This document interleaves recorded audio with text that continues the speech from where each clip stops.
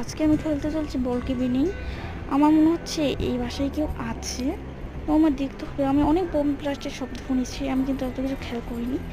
তো এখন আমি নিচ দিয়ে মনে করেন গেটটা খুলে আমি এখানে আসলাম বারিন্দায়।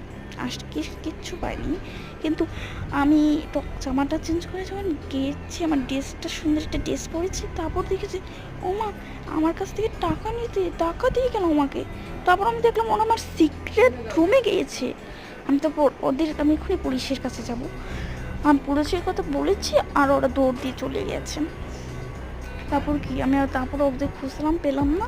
তারপর সুন্দর করে গেটটা লক করে আমি আজকে গেটটা লক করে আজকে একটু গ্লাসটা অফ করে, মানে জানলাটা, হ্যাঁ, তারপর আমি দরজাটা অফ করে তালা মেরে যাব পুলিশ স্টেশনে যাব। তো আমার বান্ধবীকে নিয়ে যাবো।